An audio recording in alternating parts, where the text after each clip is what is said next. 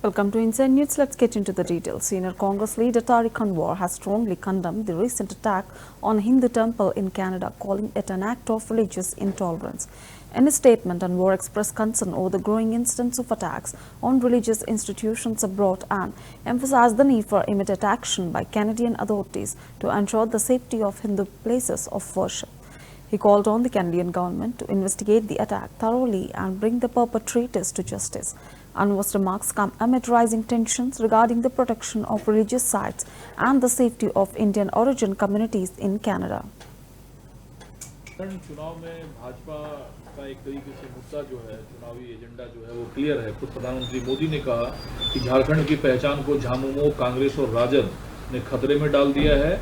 घुसपैठियों का समर्थन करना गठबंधन की पहचान बन गई है। बड़ा वोट बैंक बनाने के लिए घुसपैठिए के वोटर आई कार्ड बनाए जा रहे हैं, दस्तावेज बन रहे हैं, आदिवासी बेटियों को निशाना बनाया जा रहा है, रोटी और बेटी छीनी जा रही है, जमीन छीनी जा रही है घुसपैठियों के द्वारा। ये खुद प्रधानमंत्री ने कहा।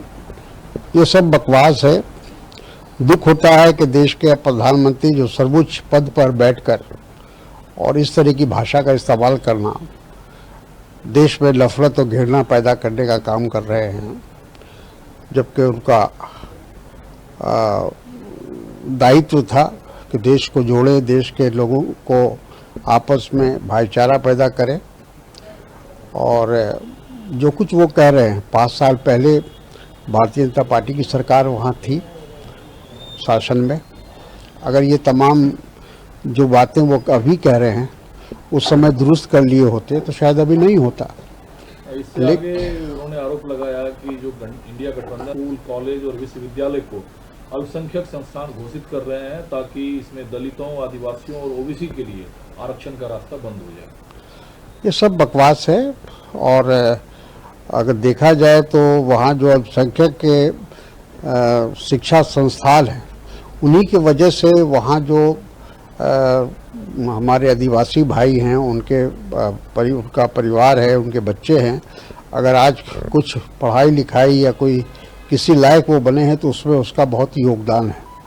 तो उन तमाम में जो हमारे ख़ासतौर जो क्रिश्चियन इंस्टीट्यूट्स हैं, जो मिशंस के स्कूल है, उसने वहाँ के लोगों को शिक्षा में और तमाम समाज के अंदर एक स्थान दिलाने में उनका बड़ा योगदान रहा है। आप चूंकि संयुक्त बिहार के राजनीति का भी हिस्सा रहे, बिहार का बंटवारा नहीं हुआ था, तो उन्होंने कहा, राजद का वो नेता जिन्होंने कहा था मेरी लाश पर बंटवारा होगा राज्य का, और जो लोग झारखंड के लिए लड़ाई लड़ रहे थे, उनके अधिकारों को वंचित करना चाहते थे, वही नेता आज कांग्रेस की गोद में बैठे हुए हैं। ऐसे लोगों को आप कैसे वोट देंगे? देखिए, अब जब बंटवारे की बात थी उस समय वो बात काफ़ी पुरानी हो चुकी है। और उस समय ये बात सही है कि कुछ लोग झारखंड के पक्ष में नहीं थे, लेकिन उसी विधानसभा में, जिस विधानसभा के मुख्यमंत्री लालू जी थे, उसी लालू जी के नेतृत्व में ही ये प्रस्ताव पास हुआ बिहार असेंबली से कि झारखंड राज्य बनाया जाए। ये शायद प्रधानमंत्री भूल गए। लेकिन झारखंड में भाजपा के चुनाव मुख्य हिस्सा इस बार जो घुसपैठिया है, क्योंकि आप भी बार बार झारखंड जा रहे हैं चुनाव प्रचार को लेकर, तो इसके पीछे क्या क्रोनोलॉजी है बीजेपी का, जो लगातार शीर्ष से लेकर नीचे तक के नेता कांग्रेस पर, जेएमएम पर यह आरोप लगा रहे हैं कि यहाँ बांग्लादेशी घुसपैठिए को इन लोगों ने लाने का काम किया? देखिए, अगर बांग्लादेशी वहाँ घुसे हैं तो आज केंद्र में नरेंद्र मोदी देश के प्रधानमंत्री हैं, अमित शाह जी गृह मंत्री हैं, और घुसपैठिए अगर झारखंड पहुँच गए तो कैसे पहुँच गए, कैसे सीमा से निकलकर वो वहाँ तक पहुँचे, तो इसके लिए कौन जिम्मेदार है? आज से जो सरकार केंद्र में है वही इसके लिए जिम्मेदार हो सकती है, राज्य सरकार जिम्मेदार नहीं हो सकती है। ये शायद गृह मंत्री जी को इसका दायित्व गृह मंत्री पर है कि घुसपैठिए कैसे घुसे। वक्फ इस वक्त बड़ा मुद्दा बना हुआ है, खासकर कर्नाटका की वक्फ के जरिए किसानों की जमीन पर कब्जा की जा रही है। लेकिन सीएम सिद्धरामैया साहब ने कहा कि भाजपा सरकार के दौरान वक्फ की जमीन पे जिसने कब्जा किया हुआ है उसे भाजपा सरकार ने नोटिस जारी किया था कि वक्फ की जमीन खाली किया जाए। In a thought, the BJP National General Secretary has weighed in on the upcoming election in Kalina Assembly constituency, where Amarjit Singh is contesting as the candidate from the Republican Party of India Atwal faction. Taude discussed Singh's candidacy, noting that while the RPI has a significant presence in certain sections, the BJP is confident that its own candidate will have the support of the people. He emphasized the BJP's commitment to ensuring progress and addressing the issues faced by the residents of Kalina. Taude also highlighted the growing influence of the BJP in Mumbai's political landscape and expressed confidence in the party's victory in the constituency.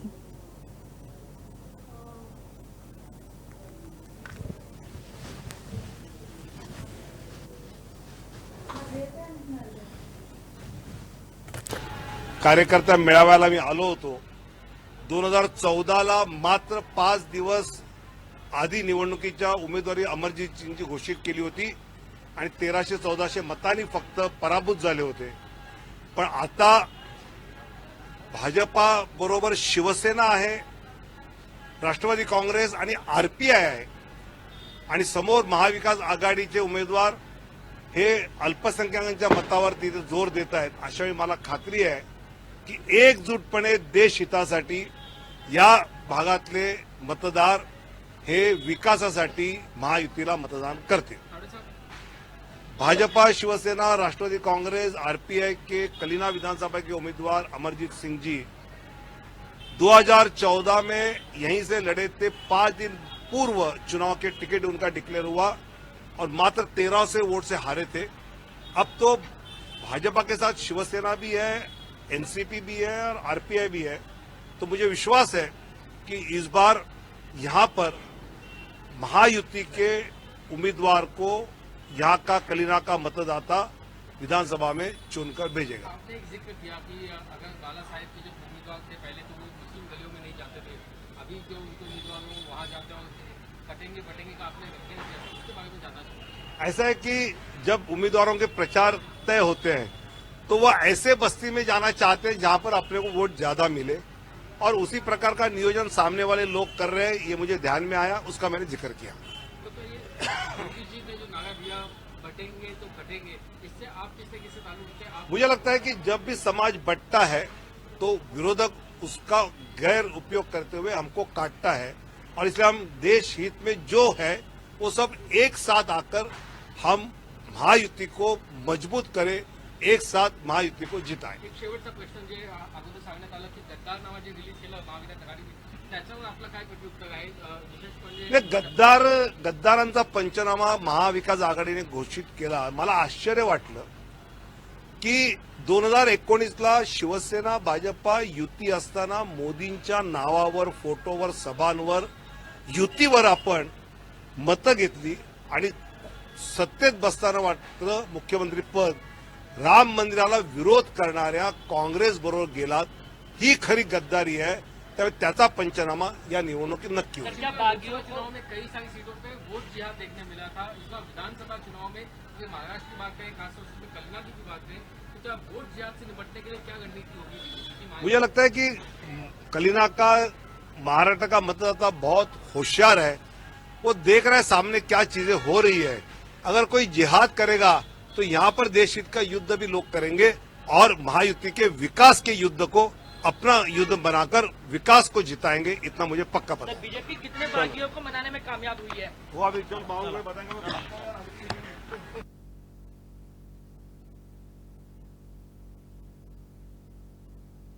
महायुतीचे उमेदवार कलिना विधानसभेमध्ये अमरजीत सिंग जी यांच्या प्रचाराच्या कार्यकर्ता मेळाव्याला मी आलो होतो. 2014ला मात्र 5 दिवस आधी निवडणुकीच्या उमेदवारी अमरजीत सिंगची घोषित केली होती आणि 1300-1400 मतांनी फक्त पराभूत झाले होते. पण आता भाजपा बरोबर शिवसेना आहे, राष्ट्रवादी काँग्रेस आणि आरपीआय आहे आणि समोर महाविकास आघाडीचे उमेदवार हे अल्पसंख्याकांच्या मतावर तिथे जोर देत आहेत. अशावेळी मला खात्री आहे की एकजूटपणे देश हितासाठी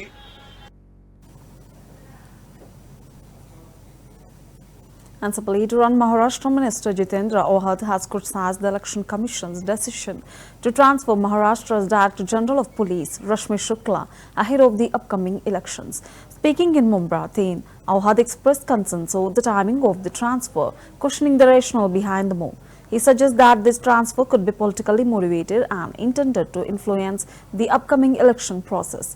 Ohad's remarks reflect ongoing tensions in the state regarding the neutrality and fairness of the Election Commission's decisions. The transfer of the senior police officer has sparked controversy, with critics alleging it may be linked to election dynamics.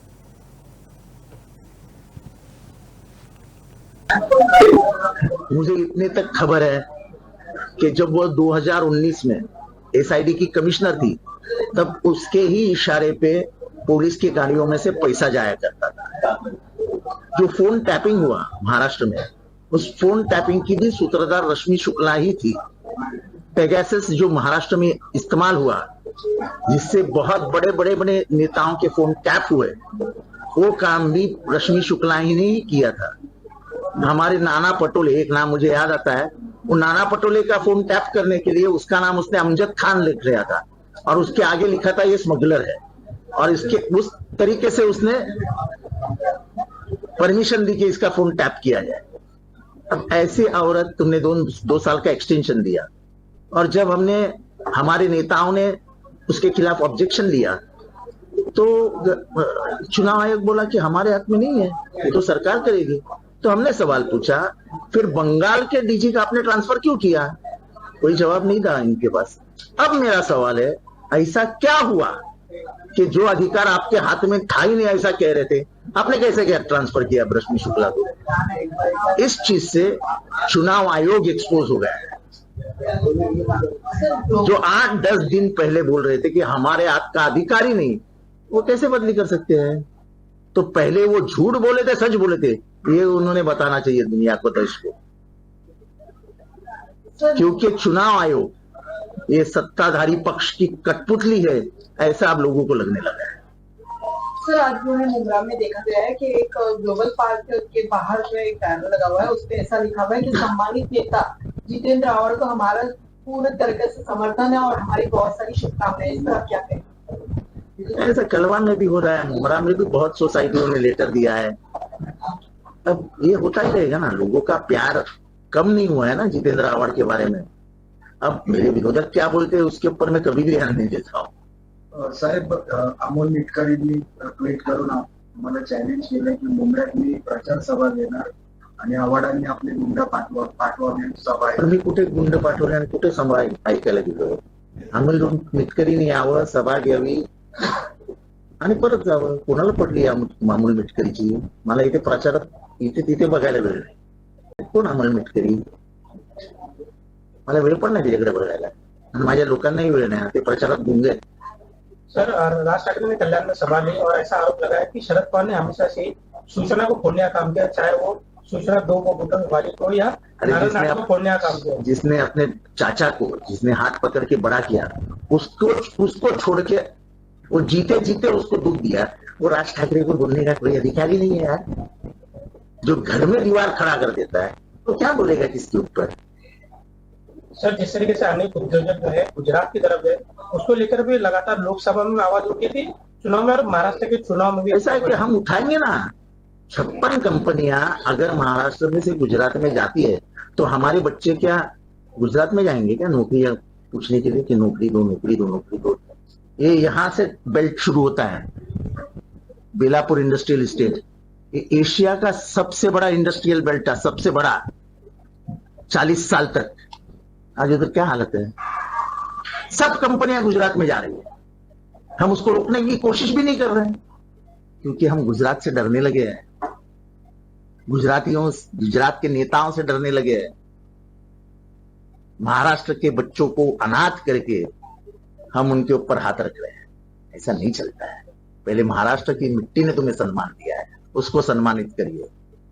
Sir, जनता को संबोधित करते आपने कहा कि महाविकास आघाड़ी की सरकार महाराष्ट्र में आएगी तो पहले 5 मंत्री में सबसे पहले मैं रहूंगा। तो क्या हो गया? गलत क्या? गलत क्या? नहीं, आप सवाल क्यों पूछ रहे थे? आपको गलत लग रहा है क्या? नहीं, महाराष्ट्र में नहीं, आपको गलत लग रहा है क्या? आपको गलत लगा कुछ? अभी हम क्या बयान दे, वो भी आपसे पूछ के दे क्या? यूपी सरकार की एजेंट, मुझे इतने तक खबर है कि जब वो 2019 में एसआईडी की कमिश्नर थी, तब उसके ही इशारे पे पुलिस की गाड़ियों में से पैसा जाया करता था। जो फोन टैपिंग हुआ महाराष्ट्र में, उस फोन टैपिंग की भी सूत्रधार रश्मि शुक्ला ही थी। पेगासस जो महाराष्ट्र में इस्तेमाल हुआ, जिससे बहुत बड़े बड़े नेताओं के फोन टैप हुए, वो काम भी रश्मि शुक्ला ही ने ही किया था। हमारे नाना पटोले, एक नाम मुझे याद आता है, वो नाना पटोले का फोन टैप करने के लिए उसका नाम उसने अमजद खान लिख लिया था और उसके आगे लिखा था ये स्मगलर है, और इसके उस तरीके से उसने परमिशन दी कि इसका फोन टैप किया जाए। अब ऐसी औरत तुमने 2 साल का एक्सटेंशन दिया, और जब हमारे नेताओं ने उसके खिलाफ ऑब्जेक्शन लिया तो चुनाव आयोग बोला कि हमारे हाथ में नहीं है, ये तो सरकार करेगी। तो हमने सवाल पूछा, फिर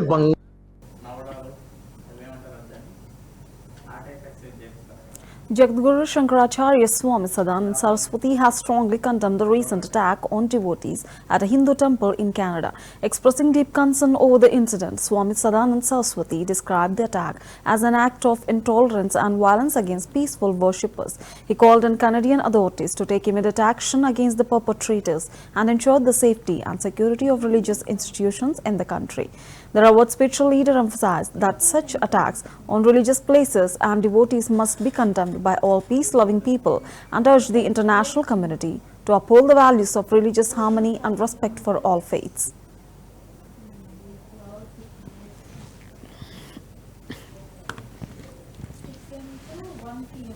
कि कनाडा में हिंदुओं के मंदिरों पर आक्रमण हुआ है। ये घटना बहुत दुखद है। किसी भी धर्मस्थल के साथ इस तरह की तोड़फोड़ नहीं की जानी चाहिए। ऐसा करने वाले जो कुछ प्राप्त करना चाहते हैं वो प्राप्त नहीं कर सकते।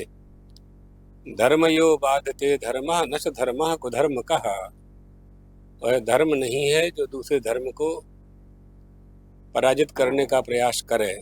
धर्म स्थानों को तोड़ करके हिंदुओं के मन में दुख पहुंचाने से आपके टारगेट, आपके उद्देश्य की पूर्ति नहीं हो सकती। यह बात हमेशा ध्यान में रखना चाहिए। लोगों ने सोमनाथ मंदिर को ध्वस्त किया। सरदार वल्लभ भाई पटेल ने दूसरा सोमनाथ मंदिर बना दिया, निर्माण कर दिया। तो क्या तोड़ा आपने? ईंटा पत्थर तोड़ा।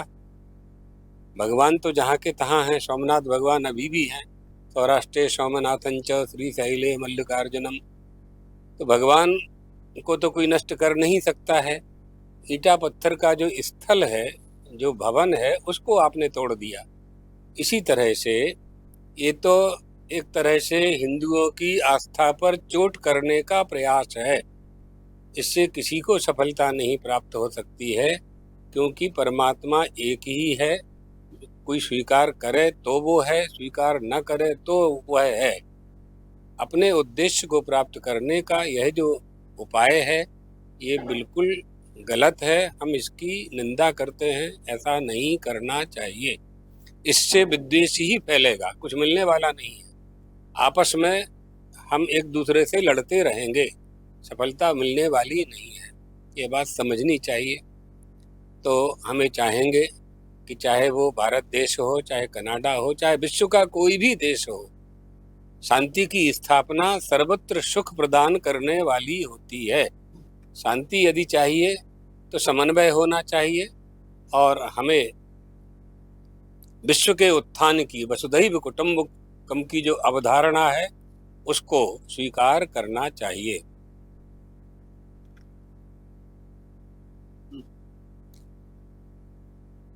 हमें यह बताया गया है कि कनाडा में हिंदुओं के मंदिरों पर आक्रमण हुआ है। ये घटना बहुत दुखद है। किसी भी धर्मस्थल के साथ इस तरह की तोड़फोड़ नहीं की जानी चाहिए। ऐसा करने वाले जो कुछ अब Bagul Abu Bagul, a former Congress leader and now an independent candidate, has officially announced his nomination for the upcoming elections from the Parvati Assembly constituency in Pune, Maharashtra. Bagul, who rebelled against the Congress party, is contesting the seat with a focus on addressing local issues and promoting development in the region. In his statement, he expressed his intention to bring about positive change and improve the lives of the people in Parvati. Bagul's decision to run as an independent reflects his dissatisfaction with party politics and his desire to work for the constituency's welfare without party constraints. His candidacy is expected to add a new dynamic to the electoral battle in Parvati.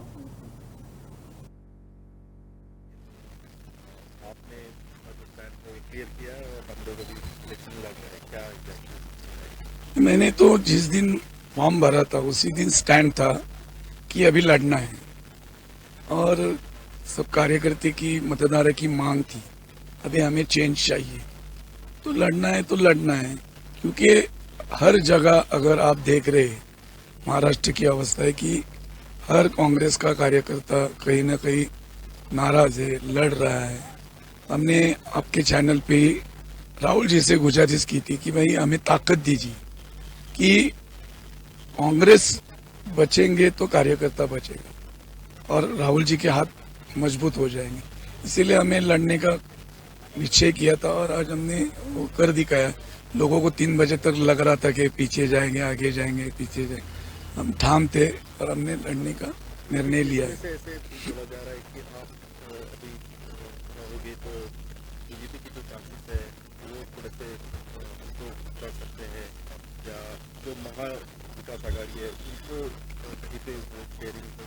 नहीं, ये क्या होता है, एक election होता है तो जब एक अफवाह का बहुत बड़ा माहौल चलता है, वातावरण करते रहते हैं कोई भी।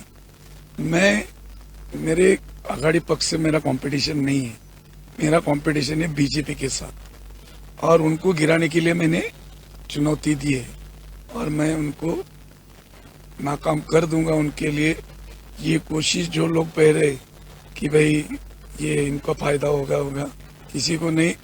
बीजेपी को इस बार नाकाम करना मेरा है। उन्होंने 15 साल लिया है, 15 साल में कुछ भी नहीं किया है, खाली दिल्ली का फोटो बम्बई का फोटो दिखाते हैं और वो चुनाव लड़ते हैं। काम क्या है उनका? वो खाली बड़े बड़े नाम लेते, नाम बड़े दर्शन कोटिया, ऐसा नहीं होता है। अभी लोग समझदार है, आपके चैनल के द्वारा लोगों को मालूम है, लोग जाते हैं, लोगों को समझ है क्या है। देखो ना उन्ना का अभी आप देख रहे हालत क्या है। Vansadeh Shah, the candidate from the Uddhav Thackeray faction for the Bandra East Assembly seat, has spoken about his vision for the upcoming Maharashtra Assembly elections. In his statement, Sadesai emphasized the need for better governance and focused on issues affecting the local community. He expressed confidence in his ability to bring about positive change for Bandra East, highlighting key concerns such as infrastructure development, public safety and job opportunities. Sadesai's candidacy is seen as a significant part of the Shiv Sena Uddhav Thackeray faction strategy to retain influence in Mumbai's urban constituencies. विधानसभा का पुल बच चुका है, प्रचार rally चालू हो गई, कैसे देखते हैं आप ये विधानसभा चुनाव को?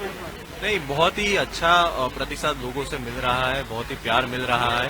ये पूरा जो वांद्रे पूर्व विधानसभा क्षेत्र है ये शिवसेना का गढ़ रह चुका है। अभी तो कांग्रेस भी हमारे साथ है।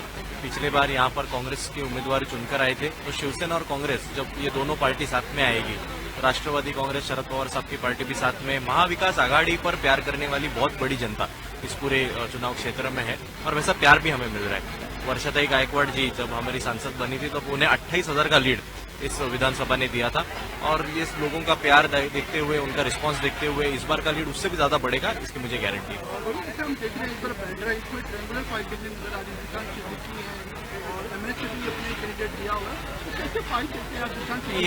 ये जो कुछ आप फाइट कह रहे हैं ये सिर्फ मीडिया में फाइट है।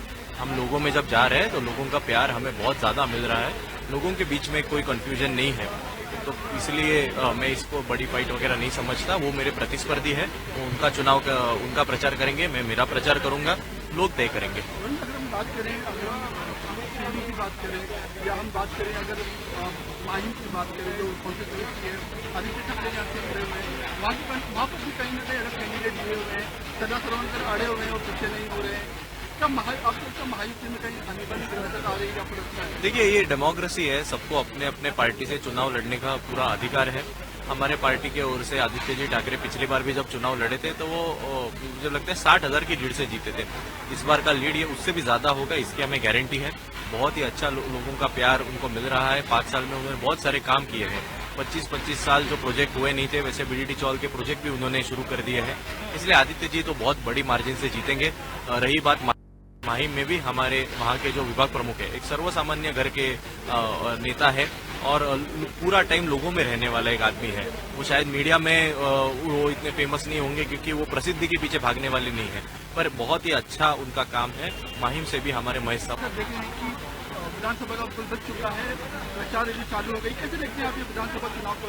नहीं, बहुत ही अच्छा प्रतिशत लोगों से मिल रहा है।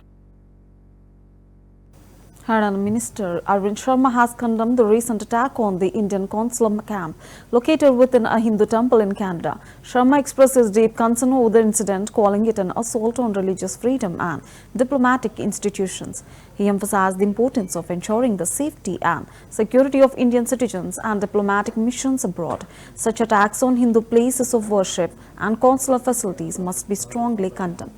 Sharma stated it urged the Canadian government to take swift action against the perpetrators and address the growing concerns of religious intolerance. The incident has sparked widespread reactions with calls for greater protection of religious sites and consular premises in Canada. देखो, ऐसा है, हालातों पर भारत सरकार की पूरी नजर है और ये इंटरनेशनल मामला है।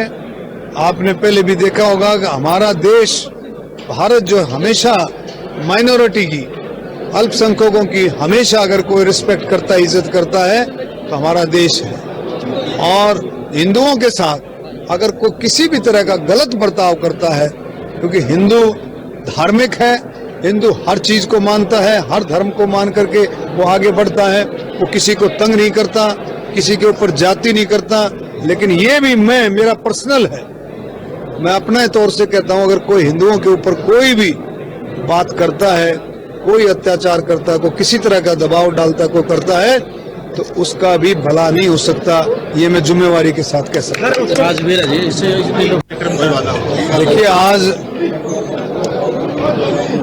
Government of India, ministry of tourism की तरफ से महाभारत सर्किट,